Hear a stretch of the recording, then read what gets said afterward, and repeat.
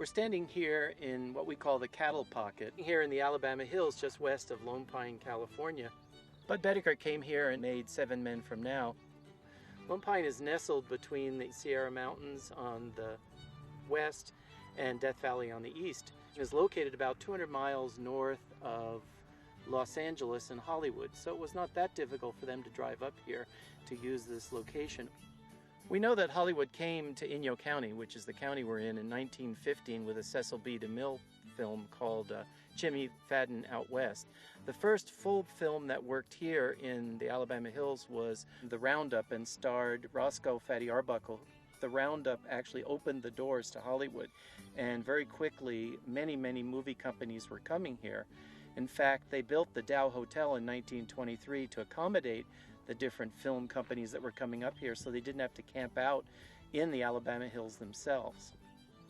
Once sound came, a lot of B-westerns were made here with probably the most famous cowboy heroes. Tex Ritter worked here, and Gene Autry made one of his first pictures here. Roy Rogers did make his first picture here. And where Randolph Scott and Lee Marvin worked both several times. But there were other movies coming here at the same time. Gary Cooper came and made Lives of the Bengal Lancer. Errol Flynn came here and made Charge of the Light Brigade. And then in 1938, Gunga Din came on location. The relationship between Lone Pine and the movies was very close, and so the people would stay in Lone Pine when they were working, both the crew and the stars. Generally, when they would come here, they would use a lot of local people, both as crew and as wranglers. There was one man that we call Mr. Movies who was really responsible through the 30s and 40s for being a liaison between the movie companies and the town, and that was Russ Spainhour, who owned the Anchor Ranch. And he would be responsible for getting stock, for getting wranglers, for getting cowboys, or making arrangements with the Los Angeles Department of Water and Power if they needed special power or water to be used in the movie scenes. Bud Boetticher came here in 1956 to make the movie Seven Men from Now, and he followed that with 3 other films, all of which were shot here. Bud Boetticher said about Lone Pine was that he never needed to go anywhere else because there was such a diversity of locations. You could shoot the rocks, you could shoot the desert, you could even do sand dunes not far from town. And then of course the Sierra are very close by, and you could do mountain shots, even do snow scenes if you needed to.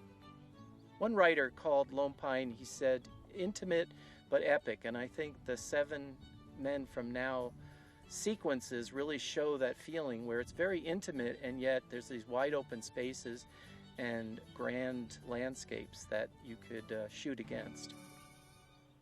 This is where Randolph Scott confronted the 2 bad men, and finally he confronted Lee Marvin here over the gold itself and killed him.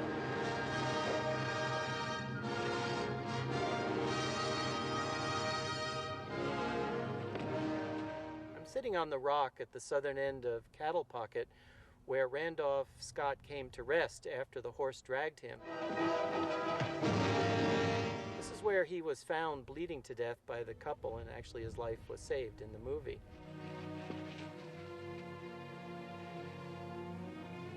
The Lone Pine Film Festival began in 1990. A man named Dave Holland, who was both a film historian and active in the film industry, used to come up here on the weekends, and his joy was taking stills from various movies and going out and standing exactly where they were filmed. His thesis always was that we may change and plants may change, but the rocks stay the same, and that's proven to be true. So you can take a scene from a movie that was made, say, 60 years ago, and stand there and the rocks look exactly the same. He came to a couple of us and said, why don't we put on a film festival to celebrate this rich film history that began in 1920? And the way Lone Pine works is we say, yeah, that's a great idea, now how do we do it? Luckily, Dave Holland knew how to do it.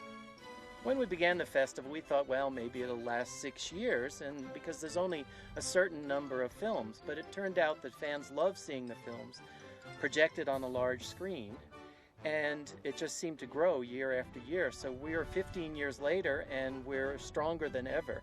We have a concert Friday night, a big dinner Thursday night. We have a parade on Sunday and a campfire Sunday night. It's just become a huge celebration. It takes up all the town, fills all the rooms in Lone Pine, but the response from all the Western fans has been enormous.